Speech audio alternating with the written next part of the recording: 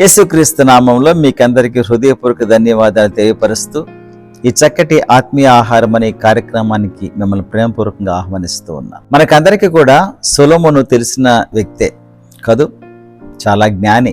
అప్పట్లో ఎప్పటికీ కూడా ఈ యొక్క లోకంలో అఫ్కోర్స్ యేసుప్రభు తర్వాత జ్ఞానవంతుడు ఎవరు అనంటే ఖచ్చితంగా సొలొమోన్ ద వైజ్ అని చెప్పవచ్చు కదూ. అని అన్న మాటలు కొన్ని మీకు చదివి వినిపించి తర్వాత కొన్ని విషయాలు చెప్పాలని నేను ఆశపడుచున్నాను. చూడండి, ప్రసంగి గ్రంథంలో 11వ అధ్యాయము 9-10 వచనాలు చదువుతున్నాను. యవనుడా, నీ యవ్వనమందు సంతోషపడము, నీ యవ్వన కాలమందు నీ హృదయమును సంతుష్టిగా ఉండనిమ్ము. నీ కోరిక చొప్పునను నీ దృష్టి యొక్క ఇష్టము చొప్పునను ప్రవర్తింపము. అయితే వీటన్నిటిని బట్టి దేవుడిని తీర్పులోనికి తెచ్చునని జ్ఞాపకం ఉంచుకొనుము.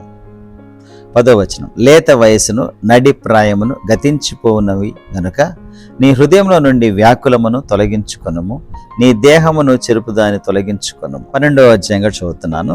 1వ వచనం, దుర్దినములు రాకముందే ఇప్పుడు వీటి యందు నాకు సంతోషము లేదని చెప్పు. సంవత్సరములు రాకముందే, తేజస్సునకును సూర్యచంద్ర నక్షత్రము చీకటి కమ్మకముందే, వాన వెలిసిన తర్వాత మేఘముల మరలా రాకముందే, నీ బాల్య దినములందే నీ సృష్టికర్తను స్మరణకు తెచ్చుకొనుము. చక్కటి మాటలు కదా సొలొమోను చెప్పిన మాటలు. అయితే 3 విషయాలు మీకు జ్ఞాపకం చేస్తున్నా. ఫస్ట్, రిజాయిస్, సంతోషించు, ఆనందించు అంటున్నా. నీ ఇష్టం వచ్చిన చొప్పున నువ్వు ఏమి చూడాలనుకుంటున్నావో, నువ్వు ఏం చేయాలనుకుంటున్నావో ఎంత చక్కగా చెప్పాడు. నీ కోరిక చొప్పునను నీ దృష్టి యొక్క ఇష్టము చొప్పునను ప్రవర్తింపమని అంటున్నాడు. నిజమే, మానవుడు ఆనందించాలి, సంతోషించాలి. అయితే వీటన్నిటిని బట్టి ఒక దినాన తీర్పు ఉంటుందన్న సంగతి జ్ఞాపకం చేసుకోమంటున్నాడు. ఇక్కడ ఆయన ఆనందించొద్దు అని చెప్పట్లేదు. బైబిల్ కూడా మనం చూస్తే ఫిలిప్పీ పత్రిక 4వ అధ్యాయం 4వ వచనంలో rejoice again and again I say rejoice, ఆనందించుడి, మరలా చెప్పుదును ఆనందించుడు అని ఉంటుంది. ఆనందించాలి. ఎవరుడా, నువ్వు ఆనందించాలి, సంతోషించాలి. అయితే రైట్ వేలో, వాక్య ప్రకారంగా ఆనందించాలి, దేవుని యొక్క పద్ధతిలో ఆనందించాలి. లోకానుసారమైన పద్ధతిలో ఆనందించామనుకో అప్పుడు తీర్పులు ఖచ్చితంగా వస్తాం. కాబట్టి ఫస్ట్ థింగ్ రిజాయిస్ అని అన్నాడు. సో సంతోషించాలి, ఆనందించాలి, ఎప్పుడు ఉత్సాహంగా ఉండాలి. ఎందుకంటే ప్రభు ఈ చక్కటి జీవితం ఓన్లీ వన్ లైఫ్ మనకు ఉండేది. ఆ లైఫ్ అంతా కూడా we should enjoy the most in a proper way according to the word of God and according to the will of God. దేవుని చిత్త ప్రకారం, దేవుని యొక్క వాక్య ప్రకారం చక్కగా ఆనందిస్తూ ఉండాలి. సెకండ్లీ, రెండవదిగా రిమూవ్, తీసివేసుకోవాలి, తొలగించుకునేటువంటిది అనమాట. ఫస్ట్ దిస్ రిజాయిస్, రెండోది రిమూవ్, తొలగించుకోవాలి. ఏం తొలగించుకోవాలి? నీ హృదయములో నుండి వ్యాకులమును తొలగించుకొనుము, నీ దేహమును చెరుపుదాన్ని తొలగించుకొనుము అని అన్నాడు. సో చింతను తొలగించుకోవాలి. పాపాన్ని, నీ దేహాన్ని చెడిపేది పాపమే. పాపాన్ని తొలగించుకోవాలి. ఈ సిగరెట్ హ్యాబిట్ కావచ్చు, త్రాగుడు హ్యాబిట్ కావచ్చు, ఇంక వేరేవేవన్నా సరే ఒక చింత అనేది చాలా మేజర్. ఈ చింతను బట్టే చాలా అనారోగ్యాలు వస్తూ ఉన్నాయి కూడా. కాబట్టి చింతను తొలగించుకోవాలి. మీ చింత యావత్తు ఆయన మీద వేయమని చెప్తూ ఉన్నాడు. సో మనం అది తొలగించుకోమని ఇక్కడ సొలొమోను భక్తుడు కూడా చెబుతూ ఉన్నాడు కదా. కాబట్టి ఒకవేళ చింతపడుచు ఉన్నావేమో, నీవు దిగులు పడుచు ఉన్నావేమో, వ్యాకులు పడుచు ఉన్నావేమో, అవన్నీ తొలగించుకో. కారణం ఏంటో తెలుసా? నీ పాప భారాన్ని మోసిన యేసు ప్రభువుల వారు ఇవన్నీ మోయడనుకుంటున్నావా? ఖచ్చితంగా మోస్తాడు. కాబట్టి ఆయన పైన ఆ భారాన్ని వేసి నువ్వు నిశ్చింతంగా హాయిగా నిద్రపోవచ్చు, ఆనందించవచ్చు. కాబట్టి రిమూవ్, తొలగించుకో అని చెప్తూ ఉన్నాడు. మూడవదిగా మనం చూసినట్లయితే ఏమంటున్నాడు ఆయన? రిమెంబర్, జ్ఞాపకం ఉంచుకో అని అంటున్నాడు. Remember. So rejoice, remove and third one is remember. ఏం జ్ఞాపకం చేసుకోమంటున్నాడు?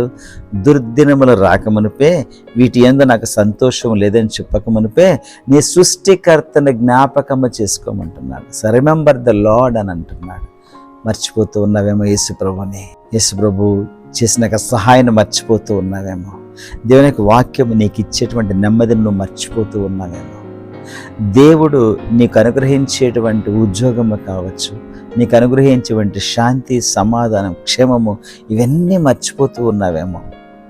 కాబట్టి కీర్తనకాడు అంటాడు, నా ప్రాణమా యెహోవాను సన్నతించుము, నా అంతరంగమున సమస్తమా ఆయన చేసిన మేలును దేనిని మరవకమని అంటున్నాడు. అదే ఇక్కడ చెప్తున్నాడు, జ్ఞాపకం తెచ్చుకొని అంటూ ఉన్నాడు. దేవుడు నీ జీవితంలో చేసిన మేళ్ళన్నీ జ్ఞాపకం చేసుకొని అంటున్నాడు. So 3 things. First is rejoice, ఆనందించు, సంతోషించు, నీ ఇష్టం వచ్చినట్టుగా. అయితే తీర్పునది జ్ఞాపకం చేసుకోవాలి. అప్పుడు తీర్పునది జ్ఞాపకం వస్తే సరైన ట్రాక్లో ఉంటావు కదా, సరిగ్గా ఆనందిస్తావు.